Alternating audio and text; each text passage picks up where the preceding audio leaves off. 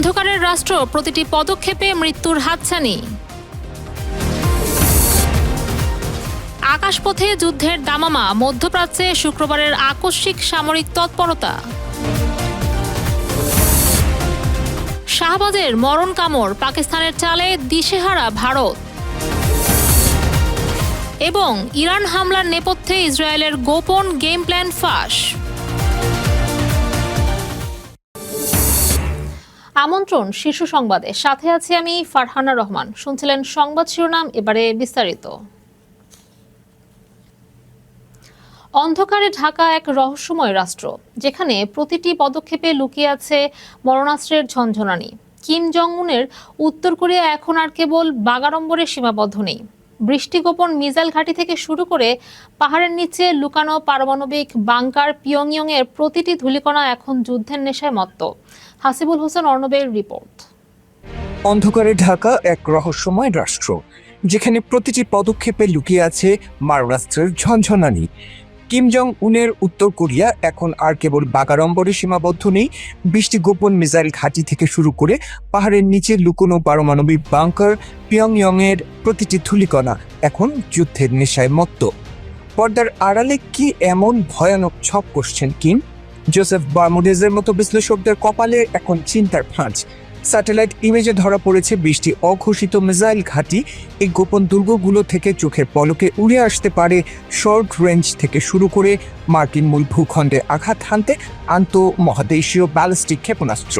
কোনো ঘোষণা নেই, কোনো সতর্কতা নেই, কেবল অতর্কিত হামলার এক নীল নকশা। আধুনিক যুদ্ধের নজরদারি এড়াতে কিম বেছে নিয়েছেন প্রযুক্তির কোল।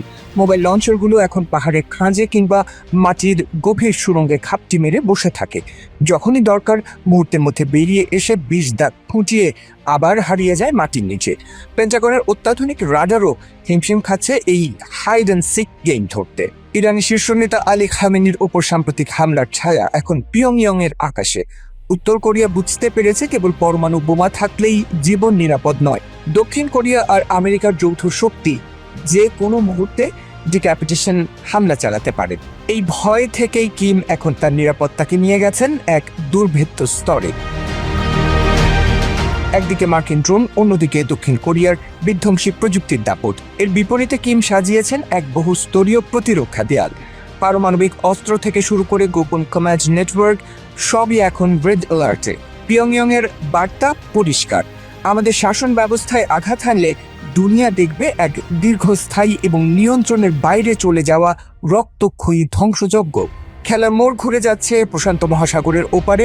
উত্তর কোরিয়ার এই সামরিক আস্ফালন কেবল কিমের একার নয়, এর পেছনে ছায়া দিচ্ছে মস্কো আর বেইজিং। যখন আমেরিকা তাইওয়ান কিংবা দক্ষিণ চীন সাগর নিয়ে মার্কিন সামরিক শক্তিকে দ্বিধা বিভক্ত করার এক সুগভীর চাল চালছে এই ত্রিভুজ জোট। মধ্যপ্রাচ্যের আকাশে শুক্রবার হঠাৎ করেই বেড়ে যায় সামরিক তৎপরতা। ইসলামাবাদের গুরুত্বপূর্ণ শান্তি বৈঠকের ঠিক আগে যুদ্ধবিমানের বহর-ওড়ায় পাকিস্তান।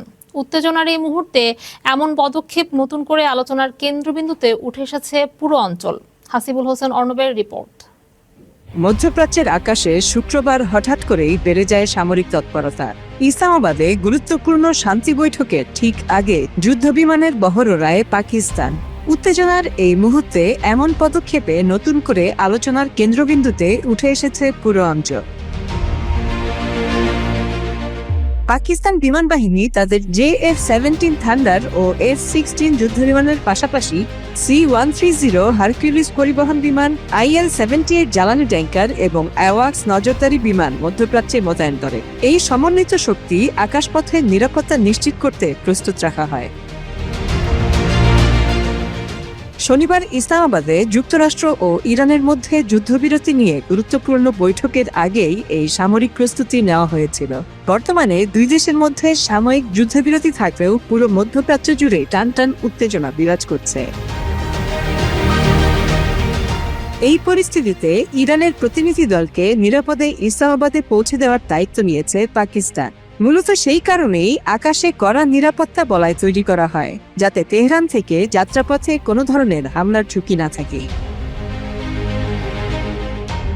বিশেষ করে ইসরায়েলের সম্ভাব্য হামলার আশঙ্কা মাথায় রেখে এই নিরাপত্তা ব্যবস্থা নেওয়া হয়। পাকিস্তানের যুদ্ধবিমানগুলো আয়রন এসকর্ট হিসেবে কাজ করছে, যা ইরানি প্রতিনিধি দলের বিমানকে ঘিরে পুরো পথ জুড়ে নিরাপত্তা দেওয়ার কাজে নিয়োজিত। শুক্রবার সকাল থেকেই সৌদি আরব, সংযুক্ত আরব আমিরাত এবং ইরানের বন্দর আব্বাসের আশপাশের আকাশে এই যুদ্ধবিমানগুলো টহল দিচ্ছে। পারস্য উপসাগর পর্যন্ত বিস্তৃত এলাকা জুড়ে তারা নজরদারি চালাচ্ছে সার্বক্ষণিকভাবে। শুধু ইরানের আকাশ সীমা নয়, সংযুক্ত আরব আমিরাত ও সৌদি আরবের কাছাকাছি এলাকাতেও এই বিমানগুলোর উপস্থিতি লক্ষ্য করা গেছে। পুরো আকাশপথকে একটি নিরাপদ করিডোরে পরিণত করার লক্ষ্যেই এই ব্যাপক প্রস্তুতি। গত 8 এপ্রিল পাকিস্তানের মধ্যস্থতায় এবং চীনের সহায়তায় যুক্তরাষ্ট্র ও ইরান 2 সপ্তাহের জন্য সাময়িক যুদ্ধবিরতিতে সম্মত হয়েছে। এই যুদ্ধবিরতির শর্ত ও ভবিষ্যৎ নির্ধারণ করতে ইসলামাবাদে এই বৈঠক অনুষ্ঠিত হচ্ছে।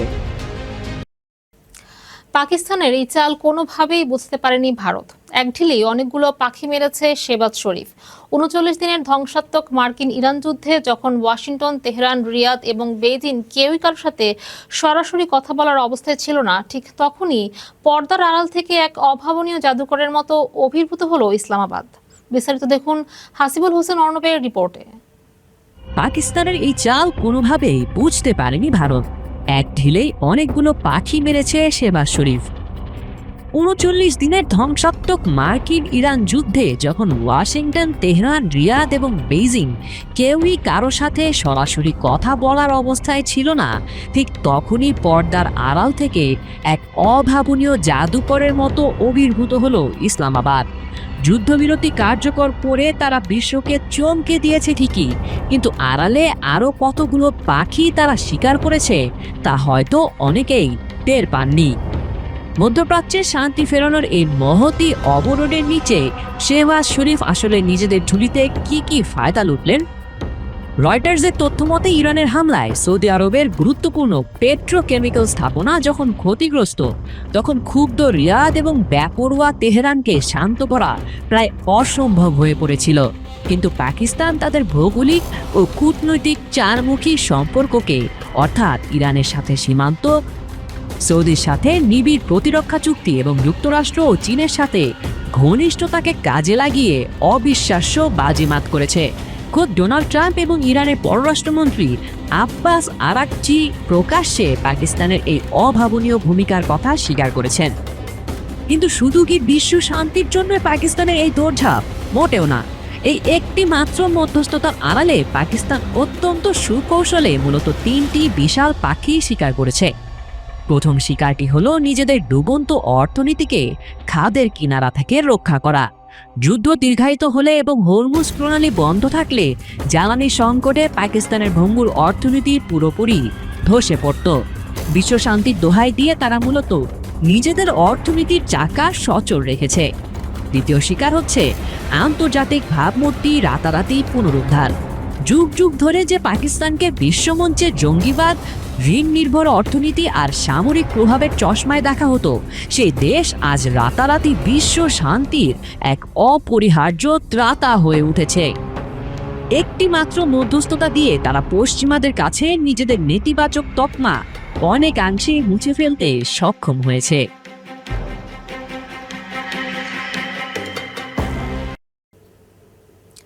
ইরান যুদ্ধের জন্য যেভাবে যুক্তরাষ্ট্রকে রাজি করিয়েছে ইসরায়েল, তার বর্ণনা দিয়ে এক চাঞ্চল্যকর তথ্য দিয়েছে মার্কিন প্রভাবশালী গণমাধ্যম নিউ ইয়র্ক টাইমস।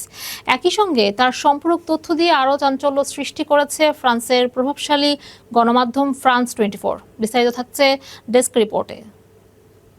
ইরান যুদ্ধের জন্য যেভাবে যুক্তরাষ্ট্রকে রাজি করিয়েছে ইসরায়েল, তার বর্ণনা দিয়ে এক চাঞ্চল্যকর তথ্য দিয়েছে মার্কিন প্রভাবশালী গণমাধ্যম নিউ ইয়র্ক টাইমস। একই সঙ্গে তার সম্পূরক তথ্য দিয়ে আরও চাঞ্চল্য সৃষ্টি করেছে ফ্রান্সের প্রভাবশালী গণমাধ্যম ফ্রান্স 24। মূলত ইরান যুদ্ধে যুক্তরাষ্ট্রকে টেনে আনতে ফেব্রুয়ারিতে ইসরায়েলের প্রধানমন্ত্রী বেনিয়ামিন নেতানিয়াহু হোয়াইট হাউসের অন্দরমহলে প্রবেশ করেন। নিউ ইয়র্ক টাইমসের প্রতিবেদন অনুসারে 11 ফেব্রুয়ারি হোয়াইট হাউসে এসে বেনিয়ামিন নেতানিয়াহু মার্কিন দুর্ভেদ্য নিরাপত্তা সম্বলিত সিচুয়েশন রুমে প্রবেশ করে ট্রাম্পকে একটি অত্যন্ত গোপনীয় চিত্রকল্প তুলে ধরেন, যেখানে নেতানিয়াহু দেখান কেন মার্কিনীদের ইরানের বিরুদ্ধে ইসরায়েলের সঙ্গে যুদ্ধে যোগ দেওয়া উচিত। ইহুদি রাষ্ট্রটির প্রধানমন্ত্রী উগ্রবাদী নেতানিয়াহু যে পরিকল্পনা উপস্থাপন করেছিলেন তা ছিল প্রায় নিশ্চিত বিজয়ের গ্যারান্টি সম্বলিত একটি চটকদার উপস্থাপনা, যা ট্রাম্পকে খুবই প্রভাবিত ও অনুপ্রাণিত করেছে বলে পত্রিকাটি সূত্রের বরাতে দাবি করেছে। ইসরায়েলি প্রধানমন্ত্রীর যুক্তি ছিল যে ইরানের ব্যালিস্টিক ক্ষেপণাস্ত্র কর্মসূচি কয়েক সপ্তাহের মধ্যেই তারা ধ্বংস করতে পারবে, এমনকি ইরান হরমুজ প্রণালীও বন্ধ করতে পারবে না। এছাড়া ইরানের পক্ষ থেকে মাত্র ন্যূনতম প্রতিরোধ আসবে, যা মার্কিন যুক্তরাষ্ট্র খুব সহজেই সামলে নিতে পারবে। একই সাথে নেতানিয়াহু দাবি করেছে ইরানে অভ্যুত্থান ঘটবে, যার ফলে শাসন ব্যবস্থা পরিবর্তন হবে। নিউ ইয়র্ক টাইমসের প্রতিবেদনে আরও জানা যায়, একদিন পর মার্কিন গোয়েন্দা ও সামরিক কর্মকর্তারা একত্রিত হয়ে এই ইসরায়েলি পরিকল্পনা মূল্যায়ন করেন এবং ডোনাল্ড ট্রাম্পের সামনে তাদের মতামত উপস্থাপন করেন। সিআইএ পরিচালক জন র্যাডক্লিফ ট্রাম্পকে বলেন, শাসন ব্যবস্থা পরিবর্তনের এই সম্ভাবনা ছিল উদ্ভট যুক্তি। এদিকে মার্কিন chief of staff general Dan Caine পুরো ইসরায়েলি যুক্তি সম্পর্কে বলেন, তার অভিজ্ঞতায় এটি ছিল ইসরায়েলিদের স্ট্যান্ডার্ড অপারেটিং প্রসিডিউর। তারা অতিরঞ্জিত করে উপস্থাপন করে, যার বাস্তব ভিত্তি খুবই দুর্বল। এছাড়া মার্কিন সামরিক ও গোয়েন্দা নেতৃত্ব মোটা দাগে ইসরায়েলের দাবির বিরুদ্ধে অবস্থান করে বলে সেই প্রতিবেদনে জানানো হয়। সিআইএ মনে করেছিল ইরান সম্ভবত হরমুজ প্রণালী বন্ধ করে দেবে, এছাড়া মধ্যপ্রাচ্যে মার্কিন স্থাপনার উপর পাল্টা প্রতিশোধ নেবে এবং ইরানের বিরুদ্ধে বড় সামরিক অভিযান মার্কিন যুক্তরাষ্ট্রের অস্ত্রের মজুতকে ব্যাপকভাবে ক্ষতিগ্রস্ত করবে। যুদ্ধের 6 সপ্তাহ পরে ক্ষয়ক্ষতির চিত্র সাক্ষ্য দিচ্ছে ইরানে হামলা সম্পর্কে সিআইএর মতামত কতটা গুরুত্বপূর্ণ ছিল। এছাড়া নিউ ইয়র্ক টাইমস জানায়, ডোনাল্ড ট্রাম্প ভেনেজুয়েলা অপারেশনের সাফল্যে এতটাই উৎসাহিত ছিলেন যে তিনি ইসরায়েলিদের পক্ষে ঝুঁকি নেওয়ার জন্য আগ্রহী ছিলেন। এই প্রতিবেদন থেকে জানা যায়, ইরানে আক্রমণ নিয়ে সত্যিকার অর্থে বেশি উৎসাহী ছিলেন মাত্র একজন। কিশোরগঞ্জের নিকলী উপজেলার হাওরের মানুষের জীবনমান উন্নয়নে নরসুন্দা নদীর উপর দ্রুত গতিতে এগিয়ে চলছে সেতু নির্মাণ কাজ। হাওড় অঞ্চলের মানুষের যাতায়াত ও তাদের অর্থনৈতিক অগ্রগতির চাকা সচল রাখতে এই উন্নয়ন প্রকল্পের রাত দিন চলছে মহা কর্মযজ্ঞ। বৃষ্টি নির্মাণের আগে কৃষিপণ্য পরিবহন ও চলাচলের দুর্ভোগের কারণে পর্যটকদের আগমনে গতি পায়নি নিকলী উপজেলার অর্থনীতি। এ পরিস্থিতিতে এসব খাত চাঙ্গা করতে 220 মিটার আর সিসিপিসি গার্ডার ব্রিজের কাজ হাতে নেয় স্থানীয় সরকারের প্রকৌশল অধিদপ্তর। স্থানীয় সরকার প্রকৌশল অধিদপ্তর নিকলী উপজেলা প্রকৌশলী সাইফুল ইসলাম জানান, এলজিইডি কর্তৃক নিকলী উপজেলা সদরে নরসুন্দা নদীর উপর মহরকোনা কামালপুর সংযোগ সেতুটির নির্মাণ কাজ পুরোদমে চলমান রয়েছে।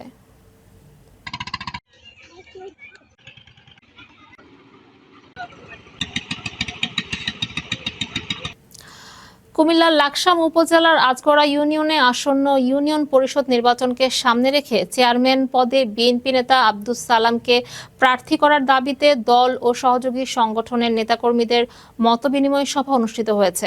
সভায় ইউনিয়নের 9টি ওয়ার্ডের নেতাকর্মীরা একযোগে জানান, আব্দুস সালাম ছাড়া অন্য কাউকে চেয়ারম্যান হিসেবে মেনে নেওয়া হবে না। বক্তারা লাকসাম মোহরনগঞ্জের অভিভাবক আবুল কালাম এমপির প্রতি আহ্বান জানিয়ে আব্দুস সালামকে প্রার্থী করার দাবি জানান। জাতীয়তাবাদী দলকে আপনাদের মাঝে আজকের অনুষ্ঠানে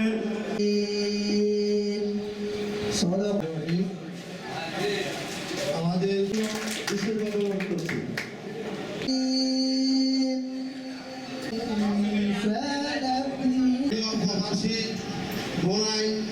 অনেক নির্যাতিত হয়েছেন।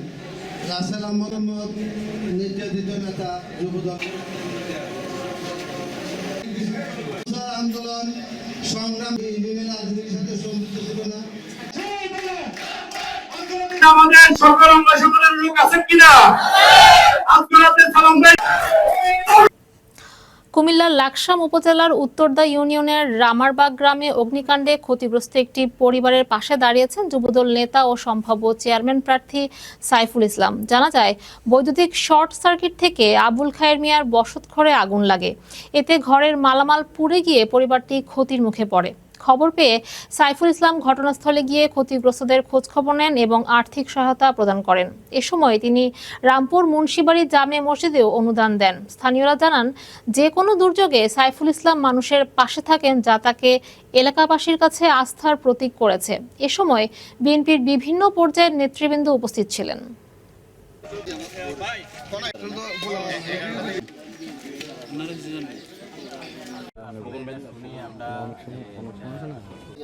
বিশেষ করে আমার জন্য সবাই দোয়া করবে, দিয়েছে সেটাই দিয়ে গেছে এখানে, কেমন এরপরে দিও আমার পক্ষ থেকে।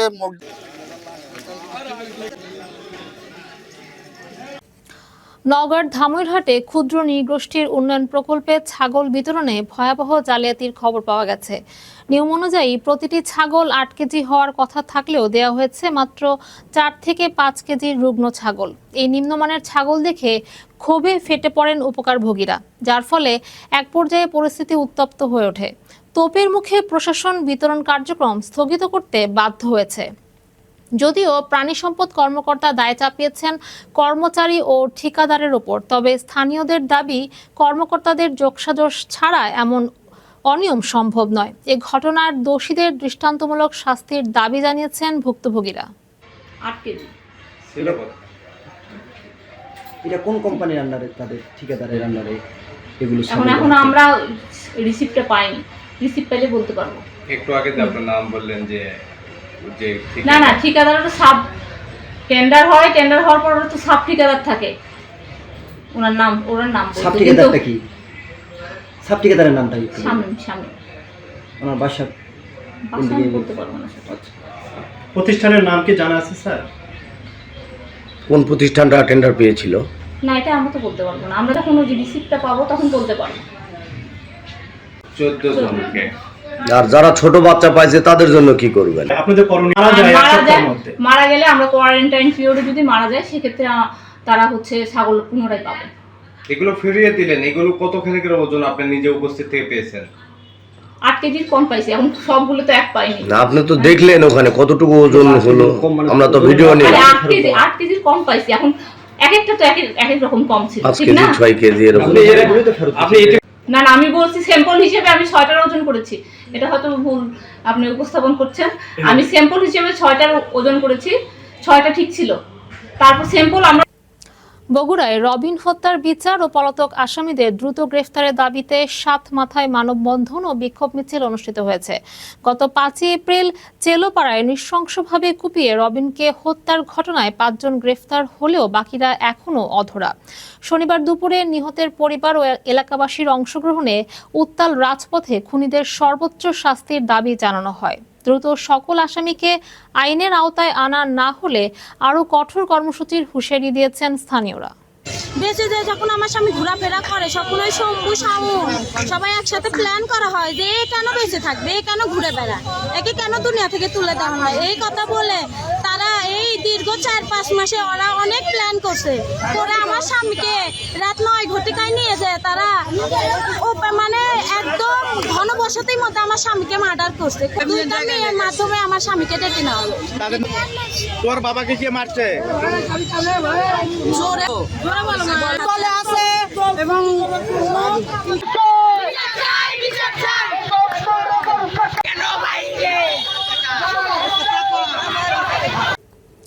ভৈরবে সিলিন্ডার ক্রয় বিক্রয়ের রসিদ দেখাতে না পারে এক ব্যবসায়ীকে 15,000 টাকা জরিমানা করেছে ভ্রাম্যমাণ আদালত। পৌর শহরের বাসস্ট্যান্ড এলাকায় অভিযান চালিয়ে এই জরিমানা করা হয়। অভিযান পরিচালনা করেন ভৈরব উপজেলা নির্বাহী কর্মকর্তা ও নির্বাহী ম্যাজিস্ট্রেট KM মামুনুর রশিদ। অভিযান চলাকালীন ভৈরব থানা পুলিশের একটি দল সহযোগিতা করেন।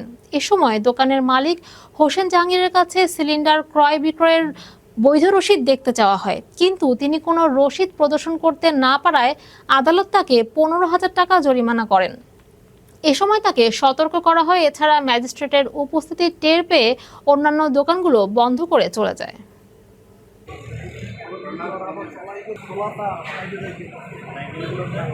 চটিকা অভিযানে এসেছিলাম, তো এখানে এসে আমরা দেখলাম যে এখানে আসলে রেজিস্টার সংরক্ষণ হয়নি সঠিকভাবে, কিংবা ভোক্তাকে যে মেমো দিয়ে বিক্রি করার যে বিষয়টা গ্যাস সিলিন্ডার, সেটা হচ্ছে না।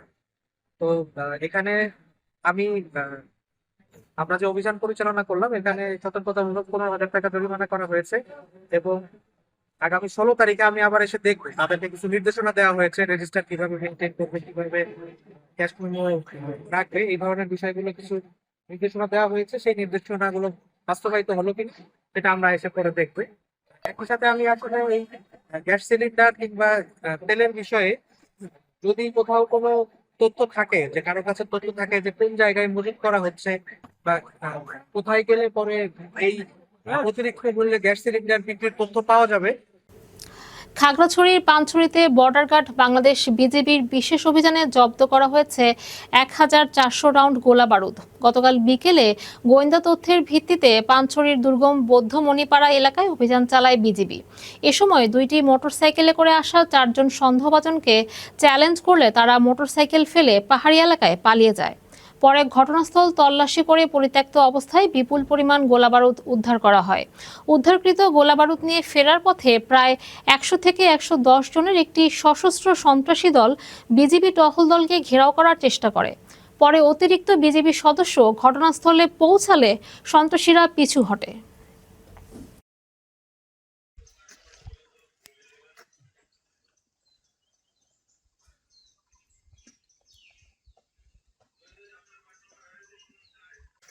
সংবাদ শেষ করব, যাওয়ার আগে জানিয়ে দিব শিরোনামগুলো আরো একবার। অন্ধকারের রাষ্ট্র, প্রতিটি পদক্ষেপে মৃত্যুর হাতছানি। আকাশপথে যুদ্ধের দামামা, মধ্যপ্রাচ্যে শুক্রবারের আকস্মিক সামরিক তৎপরতা। শাহবাজের মরণ কামড়, পাকিস্তানের চালে দিশেহারা ভারত। এবং ইরান হামলার নেপথ্যে ইসরায়েলের গোপন গেম প্ল্যান ফাঁস।